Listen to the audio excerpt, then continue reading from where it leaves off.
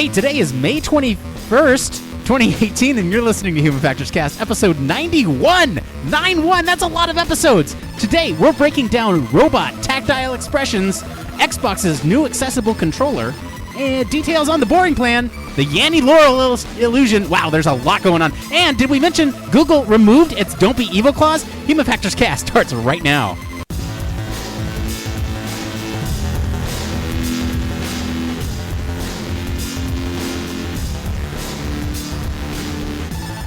Welcome to Human Factors Cast, your weekly podcast for all things human factors, psychology, and design.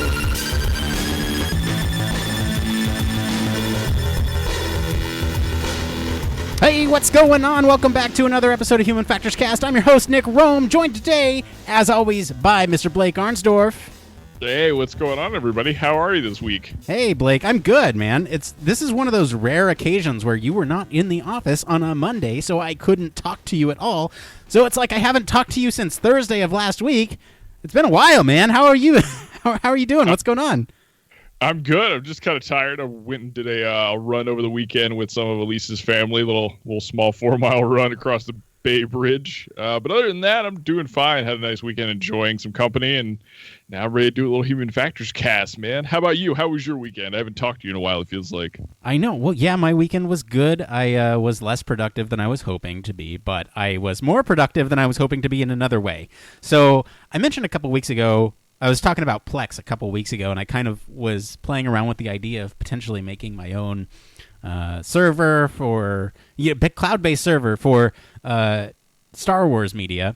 And initially I thought, okay, well, there's a couple TV shows, and eventually there's going to be a live-action TV show, and you have the movies, and you have a couple cartoons, and a couple YouTube shorts, right? And they're all canon. And I kind of got on a kick of, I mean, we've talked about this before on the show, Blake, where if you open these comic book apps now, there's this guided view, right? Where you basically click or tap on the right side of the screen, and it automatically kind of zooms into the next piece of the comic. So you're very focused in on what's going on now and not the whole comic book, right? Yeah, sure. So I've found a new way to enjoy my comics. So some awesome people on YouTube, and I won't like plug them here. Just go look up some search terms after listening to this if you're interested. But as you know, I'm a Star Wars guy, and Star Wars is my thing, but I've fallen really far behind on the comics, and I think part of it is just like the thought of sitting on my phone and tapping, right on the screen and reading a bunch is kind of tedious, right? And so these wonderful people, who, again, I won't credit, have gone in on some of the Star Wars comics. They have actually gone in and have done a video of the guided view, right? So that's nice. That's very nice, because now instead of tapping right, and for the most part, the transitions are pretty smooth, and it's not too quick to where I can't read it. But also, they've gone one step further. They've added music. And that's pretty standard for a lot of the ones that I saw. But some of them go even further. I'm going to play a little excerpt here from one of the Mace Windu comics. And Mace Windu, if you're unfamiliar, is played by Samuel L. Jackson. They've gone in and dubbed some of this content so you can actually listen to the comics with sound effects and everything. So here's a little clip from some of the stuff I was listening to this weekend. If it wants to load here. All the strength we can muster now. War is upon us. We knew this day would come. Violence rose as a never-ending tide, and it is rising once again. So this is somebody on YouTube who has actually done this, right? And that's not bad of a dub, and pretty good impressions. You were listening to Mace Windu and Ki-Adi-Mundi in the Jedi Temple. This is getting really nerdy here. I'm sorry, guys. But, I mean, my point here is that somebody has gone in and dubbed these things, so that way it's almost like watching a movie, and it's in comic book form. It was taking that guided view to the next level for me, and I wanted to share it with other people. And they've done it with other things, right? I mean, we're going to talk about Infinity War in this week's Infinite episode, go figure. But I just thought it was a cool way to experience comics. Yeah, I mean, that would be kind of fun if they did that more often. Like if that wasn't just somebody going and kind of putting the extra time in from like just a fan perspective, right? Because that sounds like it might even be a more enjoyable experience than having to like, sit there on your phone and tap right the entire time. And it might even be kind of nicer having that either like extra auditory experience, or if it's like you just did with the dubbing version, because like if you're doing it on your phone, I mean, if you had headphones in, it'd be really simple, and it'd probably be like you said, just like watching kind of like a stop animation movie almost. Yeah, and you know what would be, or what's the most appealing piece to me is that comics are a pretty solitary experience. You're sitting there, you're reading, and of course other people can look over your shoulder and read along with you. But Blake, like you and I could sit down and watch some of these dubs and experience the comic together and kind of react in the same way that we would react to watching a movie or something along the same lines. And man, some of them are really good. So I just wanted to share with our listeners kind of how I nerded out about this over the weekend. That's pretty epic, man. That is definitely an epic nerd out. So, Nick, before we get on too far, I do have an opinion question for you this week. Oh, boy. Do we have time? Yeah, we got time. Okay. So have you ever been, or I don't know, this is like a common problem that I experience, right? So I'll sign up for like a website's login, like an email list or something like that, and forget later on like what my password was or if I had ever signed up to use this specific service of any kind. I've had that problem before. Yeah. So typically what happens, or the pattern I've seen recently, and especially in social media, but across a lot of different services, is when you go to log into a page, you'll typically find yourself on either a sign up page with kind of like, if you have this information, or if you already have a login, click here. But typically I'll find myself on a sign up page. I'll enter in my email, not realizing that it is a sign up, not a login page, and then have to go through that extra step of, entering my password in again, or sometimes even having to enter both my email address and password again. Yeah. And I was wondering, from your perspective, is that as annoying as it is to me, I guess? Because I feel like I've gotten overly frustrated in the past few weeks with that, because it adds an extra step that I don't really necessarily need to go through. Dropbox was a really bad offender of this for a very long time. It looks like they've gotten better about it. I just went to their to their website, but I completely have had that experience, Blake, and I would say that I see it less and less now. I saw it a lot more a while ago, but yeah, I agree with you in that.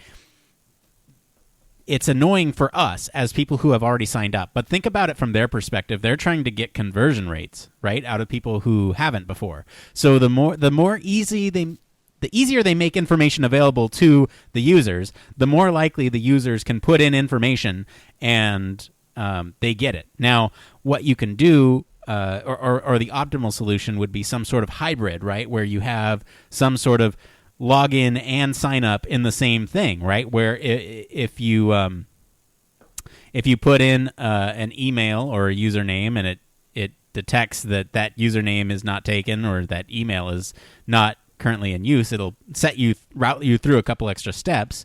But if you do sign in, then you can just go to the next step. I don't know. That's kind of my thoughts and opinions on it.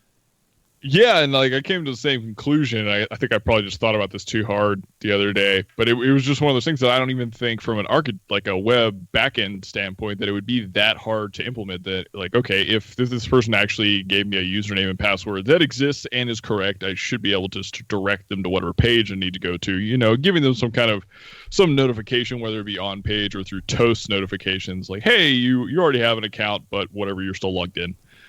So I just wanted to see if that was something you had experienced, or if I was just being a drama queen about running into it too often. Oh, Blake, the drama queen. No. I totally have experienced that before, and I totally get it, man. I totally get it. All right. Well, I feel a little more validated. Well, hey, man, I think we should move on here, but there's a couple pieces of news this week. So first off, thank you for Brian McDonald last week. He actually helped us break down some of the coverage coming out of UXPA. So if you haven't already, go and check out the bonus episode. We break down a lot of interesting things. My favorite piece from that was the diversity, the diversity panel he covered. But But I have some news, guys. Next week, I will not be here. That's right. Your host, Nick Roome, will be gone. But fear not, fear not. We are going to be in good hands. Mr. Blake Arnsdorff is going to be holding down the fort with special guest Elise Hallett next week. So I will not be here, but they will be here holding down the fort to bring you all the Human Factors news. I'm going on vacation, and I will have much to report about my trip to the Grand Canyon and Arizona, Sedona area. So I probably shouldn't have said that, but that's okay. I doubt we have any stalkers that listen to this show. Okay, so one more thing. We do have that T-shirt contest going on between now and May 31st. Please leave us a review on your podcast medium of choice. Just send us an email at humanfactorscast@gmail.com with a screenshot, and let us know if you want a male or female shirt and what size, and we'll pick our winners on the 31st and get in contact with you. So do that. Turns out, Blake, check this out. One of our listeners, good old Logan, he was actually on on our Human Factors and Ergonomics Society bonus episode back in 2017. He did the Toyota tour. Do you remember that? Oh, yeah, because didn't you you actually went to that HFES and you guys recorded that over in, I can't remember where it was, but yeah, I remember seeing some of the pictures and talking to you guys one of those nights. Yeah. So Logan is going to be back. He's actually going to AHFE in Orlando, so we will have some coverage from AHFE for you. Still working out the details on that, but that's exciting. We also got HFES in Philly this year.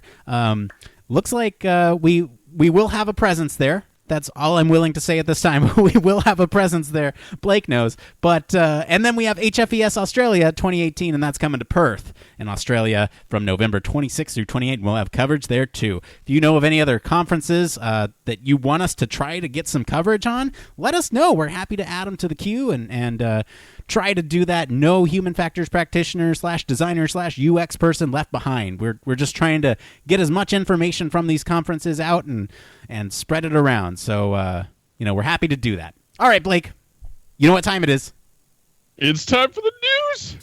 Yeah, that's time. It's time for the news. This is part of the show where we break down human factors news. This is where we talk everything related to the field of human factors. This could be anything from whatever it is. Virtual reality, automation, design, transportation, you name it, as long as it relates to the field of human factors. It is fair game. Blake, what do we got up first this week?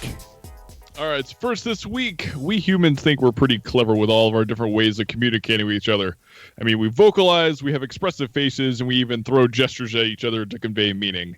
But it seems like plenty of modes of communication for one set of species, but we're actually missing out on a few that are more routine for other animals, including texture. So animals can actually express emotional states through skin changes, like when cats cause their hair to stand up, or when a blowfish inflates itself to get all pokey and whatnot. So we can we can't make these textural expressions like these, but we can often do a reasonable job of interpreting what they do when we see them, such as like anything with spikes growing out of it. We're likely not to want to touch it or understand that it does not want to be touched. But researchers at Cornell University are actually working on a new robot that implements this concept of textural communication, which really hasn't been explored in robotics that much at all. So the robot actually uses a pneumatically powered elastomer skin, which can be dynamically textured with either goosebumps or spikes to help it communicate what it's trying to convey to a human. So, Nick, this is like a super different way of trying to foster interactions between like a human and a robot. Because for everybody at home, or those who may not have seen some of the images from this actual story, it's basically a small robot head that's in this what looks like little elastic kind of pouch that you put your hands on it. It gives you some tactile feedback or some textural feedback, as they're calling it, through either like a goosebump sensation or tactile spiky sensations. Nothing to hurt anybody, but basically what it's trying to do is convey meaning from that robot's face, plus what you're experiencing tactily. Now, this is kind of an interesting mode of interaction between humans and robots. Nick, do you have any kind of like big weigh-ins on this one? Yeah, so this is definitely yeah, we got some human-robot interaction stuff here, right? Why is this in Human Factors Cast? Well, because the way that we interact with robots going forward is going to be largely determined by sort of the feedback that we get from these machines. And it's almost, I don't know. So I admittedly didn't read into the study as much as I could have, but the video, at least, is showing like these varying emotions with sort of an animated face, but also in addition to that, you have the texture on the side panels fluctuating as well. So, for example, you have sad, where the robot head is looking down and to the left, and it has a tear coming out of one eye and water's welling up in the eyes, and it also has the spikes coming out of the sides, right? Like, I don't want to be touched. So I don't know if the emotion conveyed in the actual visuals is kind of confounding some of this, but I do find it absolutely fascinating that there is sort of this untapped potential with textural interfaces or displays as well for robots. I mean, this does have a lot of implications, right? So this is just another way for the system to give you feedback about what it's doing. In this context, it's a robot, but I can very well see this as being some sort of system status, right? If perhaps perhaps insulation on piping is dangerous for humans to touch, well, then maybe it does the spikes and indicates, like, don't touch this right now. Whereas if the pipes were to cool down, the surface would become flat or something. I can think of other applications, but that's the first thing that came to my mind, was not the robot actual side of things. Yeah, it's kind of interesting. So you're definitely right. The social expressive face is a little bit of an extra cue for us to tell what's going on.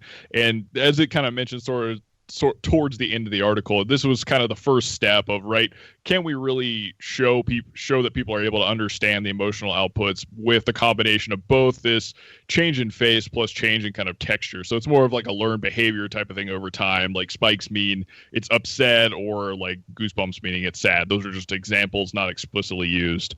But I think they've definitely mentioned at the end that the next steps is to take it, okay, what if we take the face away, or if we use like an alternate expression, or try to kind of like trick people? Can they only interpret what's going on from an expression point of view from kind of the tactile feedback?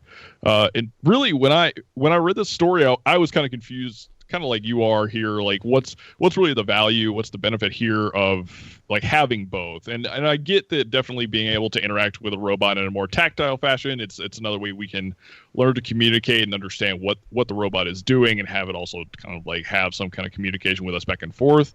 But it wasn't until I read one of our later stories that we'll talk a little bit about later from Xbox about accessibility that I thought, like, okay, well, maybe this is a way that people with different separate sensory losses could interact with robots, right? So if you're blind, potentially interacting with a robot that's in your house through some sort of like tactile simulation will help you understand maybe what it's trying to do or what it's looking for, that kind of stuff. I'm not sure if that's like the best concrete example, but I thought this might be a really good avenue for kind of the accessibility route of things.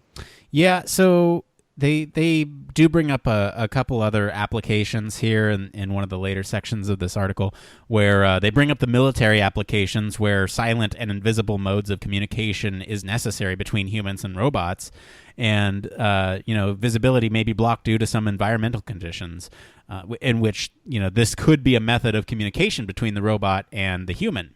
Alternatively, I mean, we talked about like putting a fluffy tail on a robot a long time ago on the show. And potentially being an emotional support robot with that kind of feedback could be another potential application of this, or just emotional communication channel for robots, for individuals with visual impairments, where they can't see, they can't get that visual feedback, and so they get this haptic feedback that kind of cues them in as to what the robot is feeling, quote unquote. Yeah, so I think it's interesting to see another kind of tangentially taken thing from, I guess, the animal world. In this case, like they give the example of the cat with the hair crawling on its back versus like the pokiness of an inflatable, or what is it called?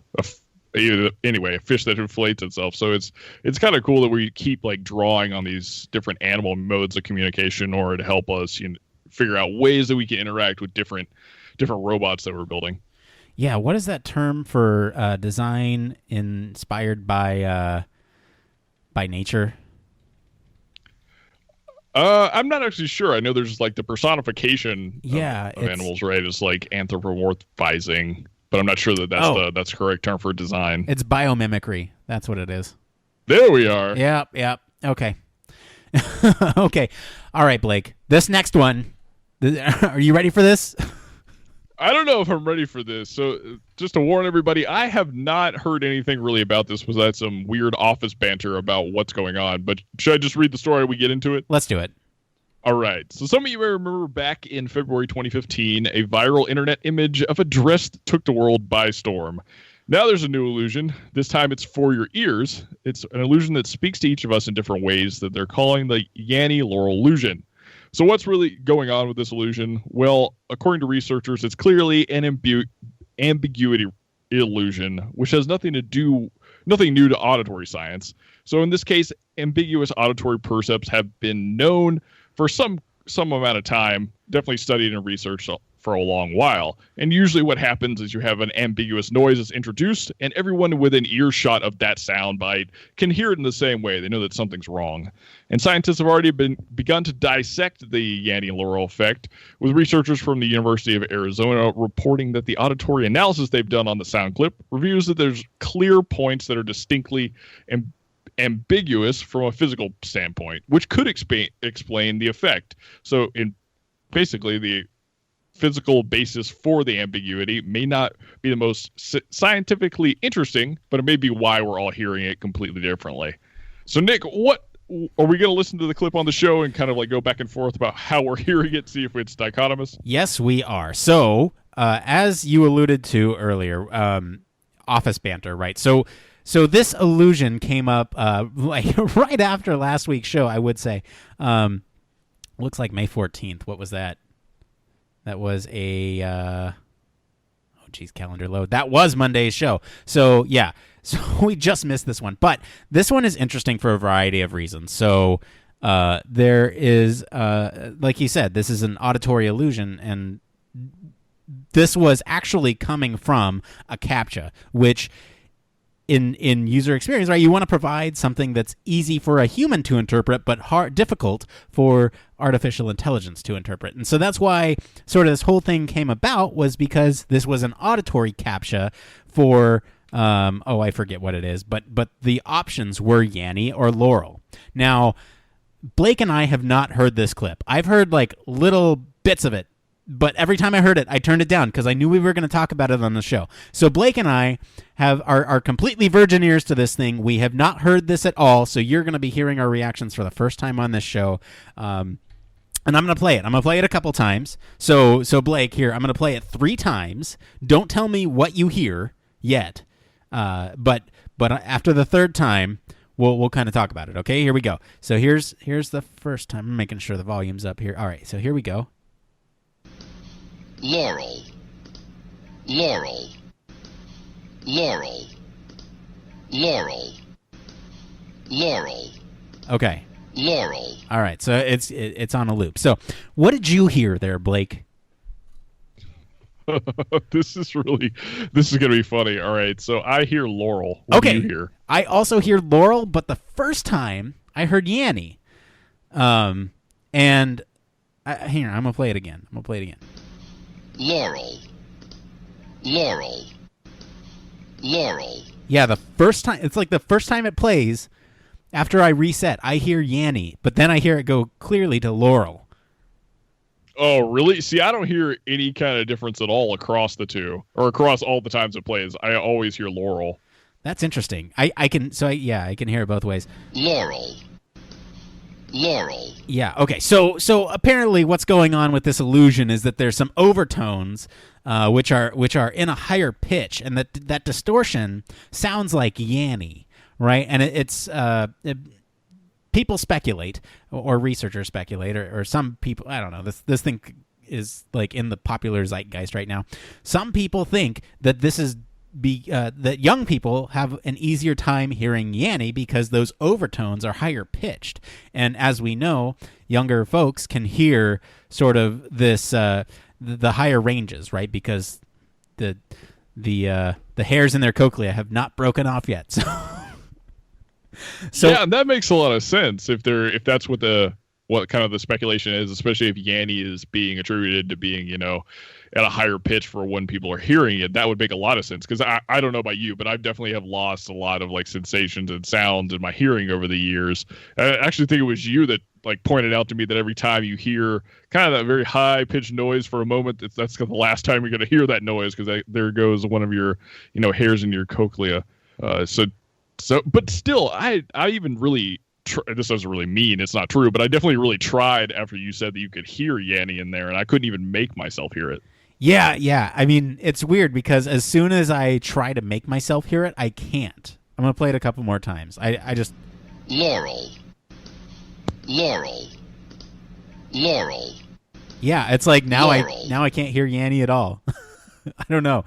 It's right on the cusp for me, so I can't. Well, I thought it was cool that the researchers from Arizona, at least, are really attributing this to a difference in how people perceive sound based on its physical qualities. So there's some physical ambiguity in the sound clip itself that I guess they're postulating let some people hear it one way, potentially Laurel, versus like hearing it another way, Yanny. So that's kind of a cool concept, or a cool auditory research idea that I really had never thought of or heard of.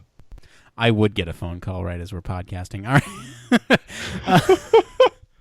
So yeah. So apparently we have these different attention spans, and we pay attention to different frequencies when listening to speech, right? So the lowest of the frequencies is essential to things like L's and R's, which are the consonants that make up Laurel, right? But then there's Yanny, right? The second frequency, and that one is where you get sort of the what am I trying to say here? It has the same pattern as the LRL in Laurel, so it kind of, the overtones kind of mask it. I'm not describing this very well, but look up some of the science on this, because it is it's pretty interesting to see, especially some of these auditory breakdowns where you can actually see the polytones as this thing goes across, and you can clearly see that there are almost two distinct words here in this, or really, it's like the overtones are just layered on top of each other, and then the bass is Laurel. So this clip is actually saying Laurel, but because of the overtones, it sounds like Yanny. Wow. Okay. So that's super. That's crazy how sound works like that, right? And especially for different modes of communication. And I guess one of the bigger impacts here is like using, I guess, auditory cues because this was originally like a reCAPTCHA sound, correct? Yeah. It was a auditory CAPTCHA. Yeah. So I mean, what happens then, I guess, if people always have to use those, right? Like in the case of blindness or not being able to, get your password right and you need to reset it, or if some system asks you these questions. Because I mean, if you have somebody potentially maybe that's younger hearing one thing versus older hearing something completely different, that can be really problematic. So I wonder what kind of ways around this that companies go through for this kind of problem. Well, like with any CAPTCHA, you can just refresh it, and it'll give you a new one. So that's the way around it. But someone found this and took the internet by storm, and now we get the whole Yanny Laurel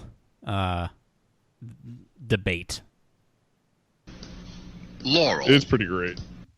All right, well, why don't we move on to our next one, because you alluded to this earlier. I think this one's a really cool one, so let's go ahead and talk about it. Yeah, this will be interesting to go back and forth with you about. So Microsoft is definitely known for championing inclusion and accessibility causes, bringing gaming and other Microsoft services to those who have various types of accessibility needs. And in a recent image of an unannounced Xbox controller, it also looks like it's being designed around accessibility needs. So it'll likely get bigger reveals between now and E3 in 2018. And while we don't have many details about how it works exactly, you can see from the image about how it has grooved impressions at the top, which represent all of the typical Xbox controller functionality, and we can expect to definitely hear more details in the near future, but this is just another example in the long list of commitments that Microsoft and the Xbox team have in making unique experiences easy for people with accessibility needs. So Nick, you want to just break down and describe for those who haven't seen the image or who are just listening to this for the first time tonight what's going on with this Xbox controller? Sure. So what it looks like to me is two large circular pads that would sort of act as replacements for the joysticks. You have a large D-pad, which is the cross button that controls your character in most circumstances, and then you also have all these icons across the top, which I think you mentioned kind of has it could be controls, right, or touch controls or something. So we're kind of unsure what that does. I don't think there was any follow-up to this to see if there was any official announcement. I'm looking now. But I do think this is... and it's difficult to even estimate the size here, too, like whether or not this is... This almost, to me, looks like one of those Dance Dance Revolutions pads, where it's actually kind of bigger, but I'm not sure. But this is really cool, because there's videos of people, disabled people, or people who cannot use their hands to play video games online. There's literally a YouTube streamer that has cerebral palsy, and he has to play with his face. And, something like this could make that easier.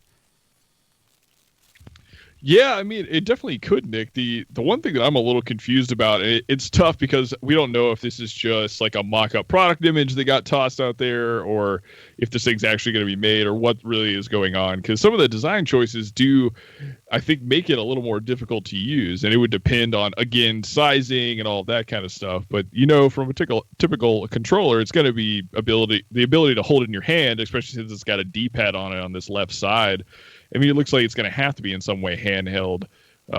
And just for the listeners, like at the very top of this controller, like think of a rectangular controller, almost like the OG Nintendo system, where it's got a D-pad on the left-hand side. Like Nick said, these two very big, taking up the majority of I would say almost like 80% of the controller space, are these big circular pads that sit right next to each other.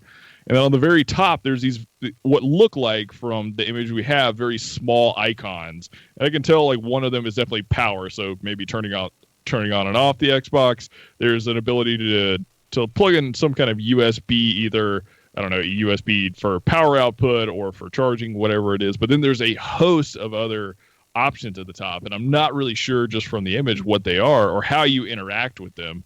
Because I'm assuming, like Nick said, they could be touch buttons, but it almost looks to me like they might be a little too close together for that. So maybe there's buttons on the front side of this controller. I'm not really sure.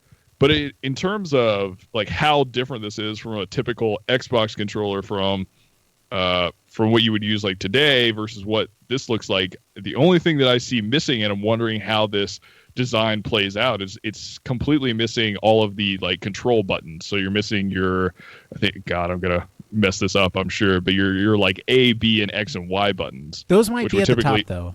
Those might be some of those buttons at the top. And so I'm reading. They could be, but it's definitely not clear from the icons they've chosen. So I'm reading another article by Polygon, and they're kind of breaking it down here. But it looks like what this is meant to do is kind of be sort of this transformer-like plug-and-play kit where you basically plug in the things that would help you, right? So this is meant as like a base to the accessibility thing. And you'd basically plug in different bits and pieces. Polygon's got a really great article on this. But, like, so you basically plug in buttons that would work for you at the top of this thing. And here, Blake, I'm going to post this in the show notes so you can actually see it. I want you to scroll down about halfway through, and we'll post this in our Slack as well. Here, I just posted that in the show notes for you. So about halfway down the page, you'll see that these inputs on the top, they are actually different, sort of like if you have a keyboard, you can plug in a pedal. So you can play with the pedal on your keyboard, and I'm talking like musical keyboard. Now this allows you to potentially put different buttons in here, so you can use a pedal for your foot, or a smaller button that you can lean up against or something to help you play. And it even has like a Wiimote nunchuck controller up here as well. It looks like it's got some mounting on the back. When we posted this story, just so you all know, we didn't have as much details as we do now. But this Polygon story kind of really breaks down a lot of this and is actually quite useful. So there's a lot here to break down, and I'm wondering if you have any additional thoughts after seeing some of the stuff from this Polygon article, Blake. It's interesting because some of these parts, like, I've definitely never seen before. So you're right; these are obviously like modular pieces that are going to be it. I would take it. I'm going to take a guess and say they're specifically for accessibility needs, and it's pretty interesting that we're seeing like a nunchuck being able, or a nunchuck from like a Nintendo Wii being able to be plugged in and used as well. But I'm trying to load up this video and walk through some of it. Okay, I see some of the ideas between some of the connective tools that they supply. So they actually sell all of these different assistive connective switches, and actually, if you look at it, it's basically you're building a giant controller. Oh, that is so awesome. Now I kind of understand a little bit bigger. So all of these like really big kind of buttons or inputs allow you to create a huge kind of controller system. So now you can use like the nunchuck for more of a trying to think like directional movement, but then you have these really, really big button sets that allow you to like be able to smash them easily. That's pretty cool. Yeah, so I'm posting this right now in our Slack channel, so if you want to see the video that Blake and I are talking about, or any of these additional peripherals that attach to this controller, and even how it helps some people who need additional accessibility options, this is a wonderful video to check out. So go check it out. I'm posting it on the original. That's name for original article in the Slack here.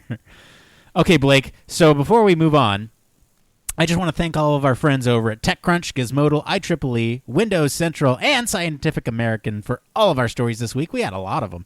So if you want to follow along, you can follow all over social media, or like I said, join us in our Slack for links to the original articles and follow-up articles like I just did.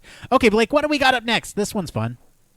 Oh, yes, this is pretty cool. So last week, the Boring Company executives, a little man named Elon Musk and Stephen Davis, offered more details about their plans to revolutionize LA urban transit, introducing the Loop, which would eventually be composed of all-electric pods that transport up to 16 passengers at a time.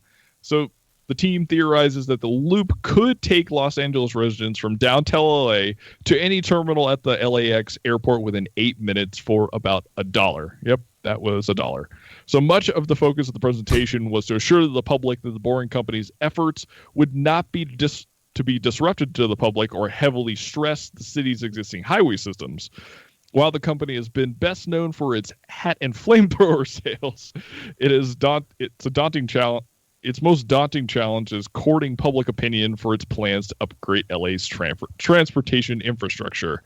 Now that's kind of an interesting take on what kind of the problematic aspects of this are, like really trying to get people as a whole on board, because I would assume, and I've only been in very little LA traffic in my time out in California, but the times that I have, I would have much rather ridden something like the Boring Company's Loop to the airport or to downtown LA versus just sitting in traffic for hours on end.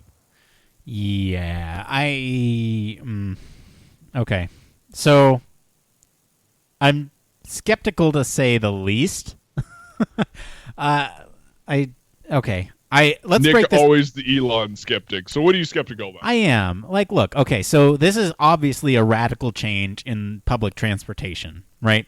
And he's doing the right thing with sort of offering this at cost to him to get people on board, right? So look here. It's very easy to get caught up and enamored with sort of the technology being promised here, right? And it can especially be sort of this pipe dream for anyone like me who sits in an hour and a half traffic every day. Now, the promise of going from downtown LA to LAX in 8 minutes is wow. That is really wow. But I will say, will believe it when I see it. Maybe you and I should try to get access to this thing and see if we can do like a 8-minute podcast on this thing while we are traveling from downtown LA to LAX and back, and get our sort of take on it, because this would be awesome to do.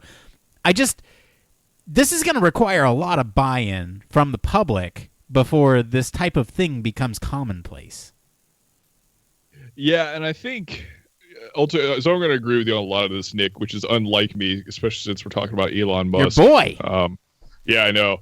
But, I mean, here's kind of why, right? So this is a lot to take on, and I think they're going at it from the right angle from a PR perspective and getting it socialized in the community. Because, I mean, the more that we're talking about this and that people are able to, like, either ask questions or hear them out and about on it or hear more about it, it's going to make it, be out there more in people's minds and let them kind of decide, does this make sense or not?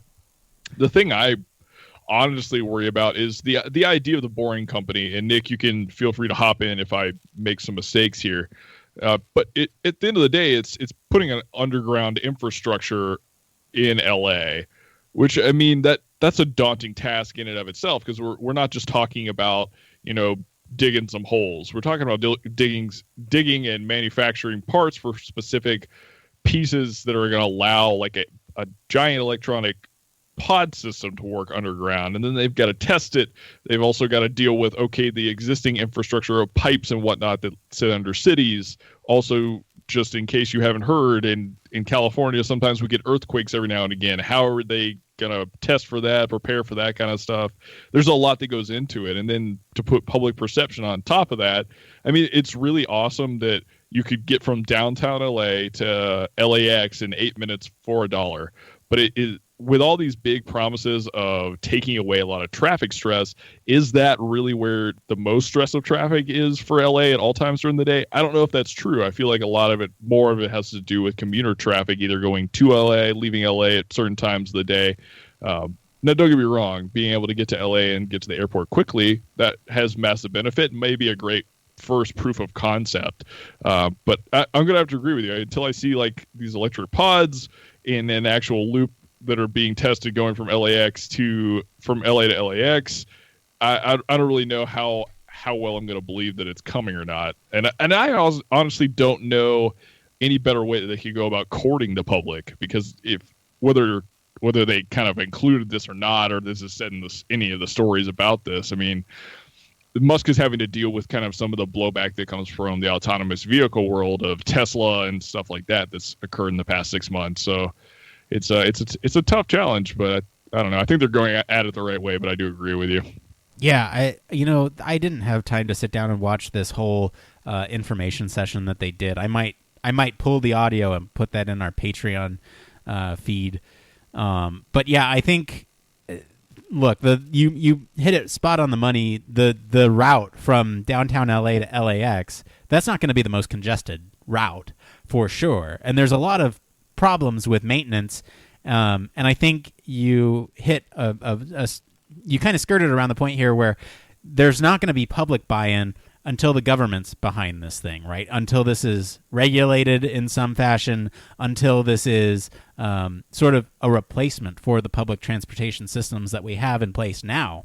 I don't think there's going to be the mass public buy-in. I think this will be for the I have a feeling that this will be tailored more towards the elite, the people who know about this stuff, the techies, and they will benefit.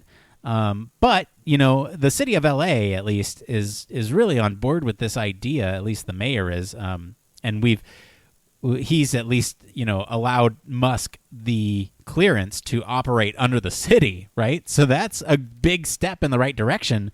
Now we just need sort of these large scale projects to take hold and test them at this larger scale to see how this would happen. And we need to experience some natural disasters. As bad as that is, we need to see how this type of thing can withstand traveling in an area in which there are a lot of earthquakes. So there's a lot of uphill battles. I'm going to pull the audio from this, and I'm going to put it up on our Patreon feed for all of our Patreon subscribers, so you can listen to the full Boring Company information session there on our Patreon feed.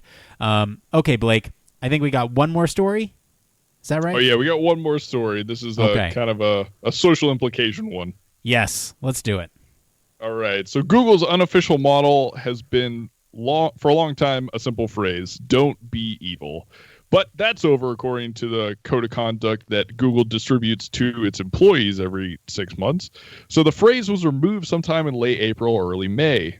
"Don't be evil" has been a part of the company's corporate code of conduct since about 2000, and the updated version of Google's code of conduct still retains one reference to the company's unofficial model.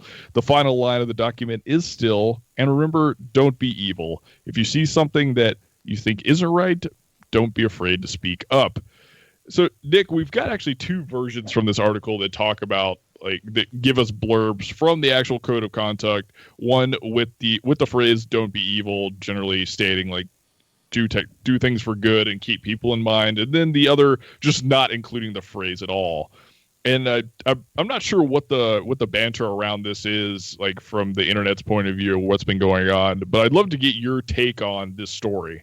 Yeah, so my big sort of takeaway from this is, as small as it is, right? This is a company policy, and it might just be that this is common sense, but taking it out of your mandate, look, this is not directly a human factor story, but it also is, because honestly, Google is designing a lot of services that sort of interface with everyday people.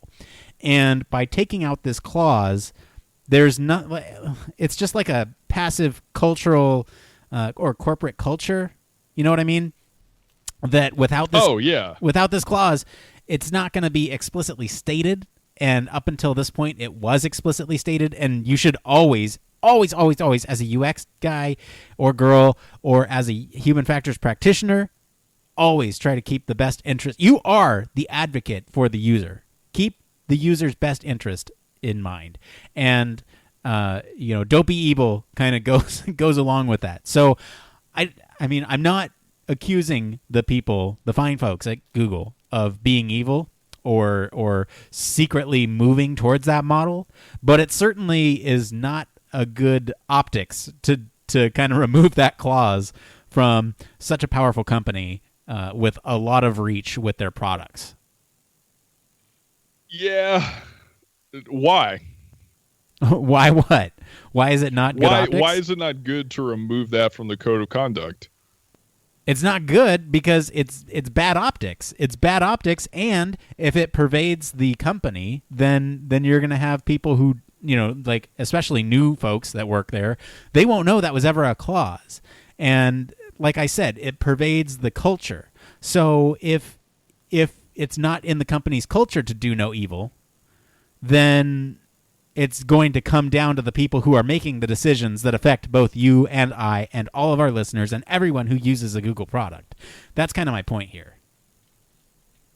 Yeah, and I mean, it generally makes sense. It's just the problem I'm having here is I don't know where this story is kind of stemming from or who really put it out that the code of conduct changed and who was noticing that this "don't be evil" phrase is not in there. Because technically, according to the new document, it still is in there. It's just not in the same place as it used to be. And I can see how it could be misconstrued, too, that they've taken out this idea of focusing on "don't be evil" and now putting it very much in the hands of whoever's getting this memo or document for the first time to read it through and then understand that if you see something wrong in the company, see something quote unquote evil, then it's really up to you to do something about it and speak up, which in a company like Google, I would only imagine, because I've had no experience with them or any of their employees, it could be daunting speaking up if you saw something bad that was going on. And I can see how people could misconstrue that if this is being taken out of the code of conduct, that it's leaving it up to employees, especially new employees, to kind of be the ones that are spotting evil. But I'm just not sure that it really takes away from how Google builds products. I think it just phrases it differently than it was in the code of conduct. All right, that's fair. All I wanted to do was really just bring up "don't be evil" and keep it kind of in your collective consciousness as you go through and design the products that you are making on a daily basis. That's all I wanted to say with that one. All right. Well, Blake, do you have any other closing thoughts on the news stories this week? No, it's some intense ones this week for sure. Yeah, we did. We have good picks. A lot of them. It came from.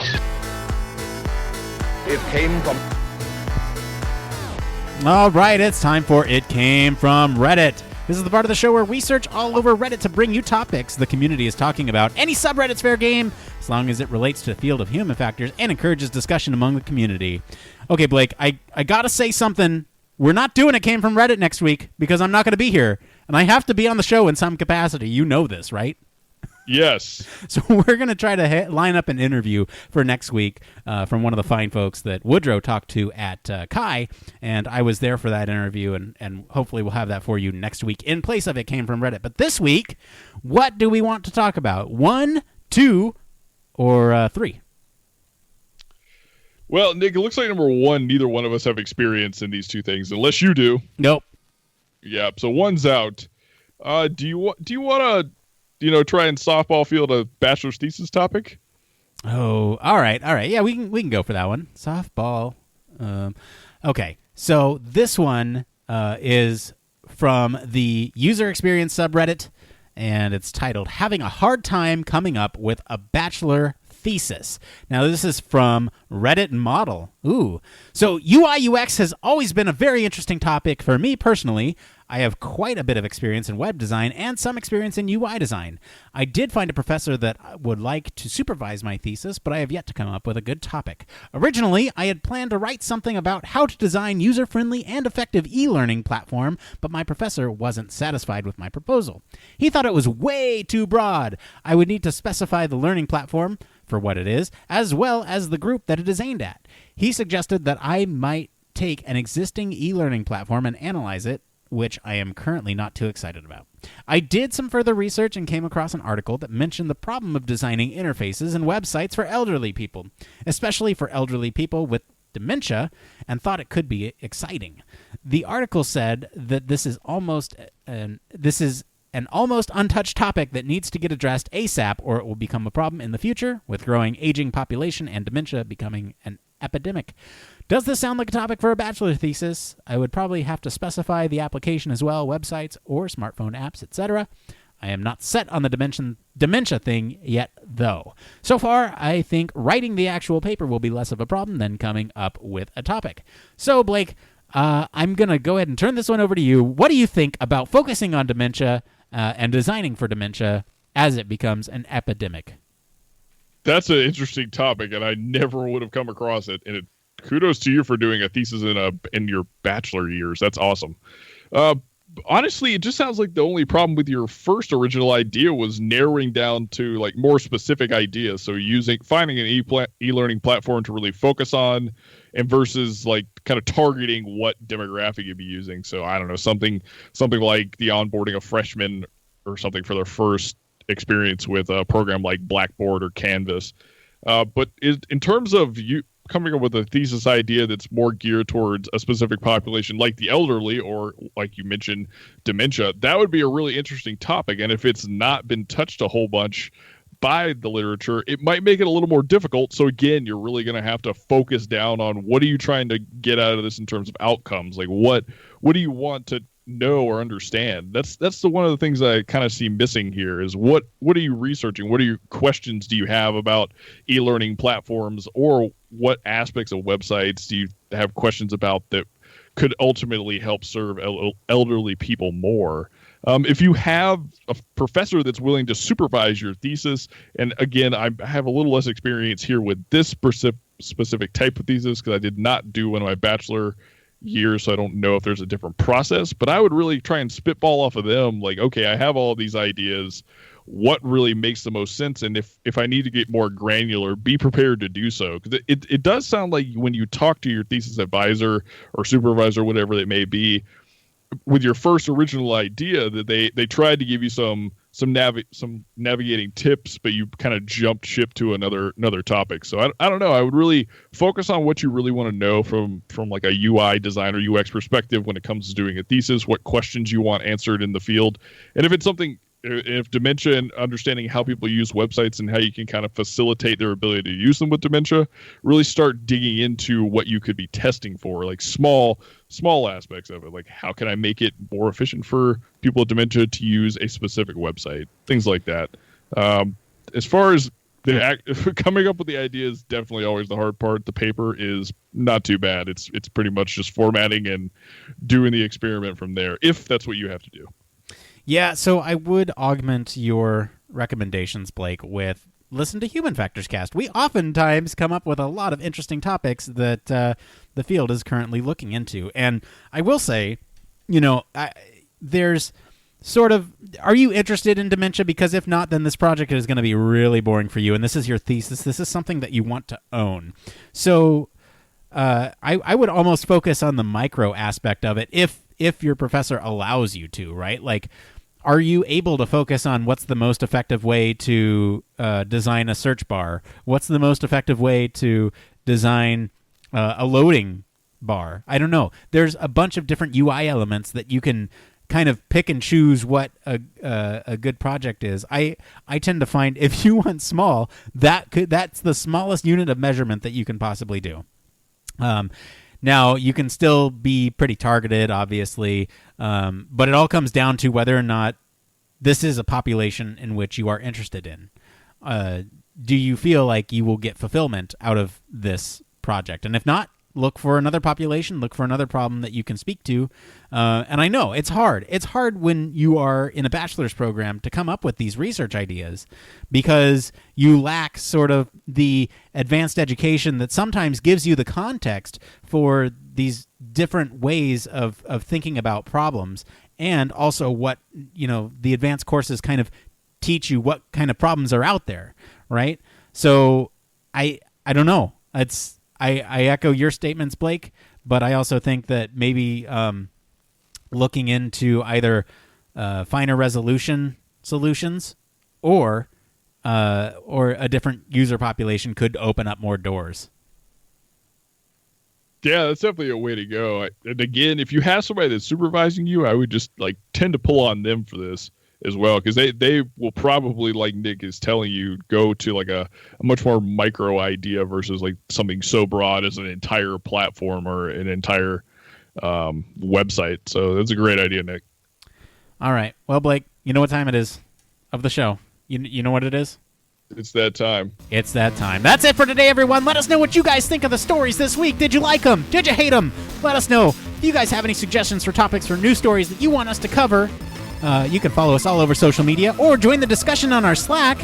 Head on over to the Human Factors Cast LinkedIn, Facebook, or Twitter at HFactors Podcast. Check us out on SoundCloud. Leave us a comment over there. We love hearing from you. Or you can send us an email at humanfactorscast@gmail.com. If you're feeling like you want to do things the old-fashioned way, you can do that too. Leave us a voicemail at 901-646-1432. That's 901-646-1HFC. You can also support us on our Patreon at patreon.com/HumanFactorsCast. We're always putting up goodies over there like Human Factors Cast Infinite and bonus audio content like From the Boring Company's information session. So, if you can support us financially, we give back to you. If you can't, that's okay.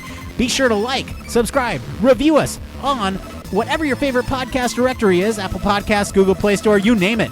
And just to remind you, we are running a contest right now. Between now and May 31st, leave us a review on that podcast medium of choice. Send us an email with a screenshot of your review and let us know if you want a male or female shirt and what size, and we'll let you know if you won by May 31st. And of course, you can always reach us at our home on the web, humanfactorscast.com. I want to thank Mr. Blake Arnsdorff for hanging out with us today on the show and hanging out with me on Monday night and talking about stuff and human factors and stuff. Just drawing it out. Blake's waiting for the drop. Where can our listeners find you if they want to talk about how long I drew this out? If you guys want to talk about how long Nick drew out that outro and more, you can always reach me at Don't Panic UX across social media. Excellent. As for me, I have been your host, Nick Roome. You can find me on LinkedIn or Twitter at Nick_Roome. Until next time, everyone, it depends! Depends!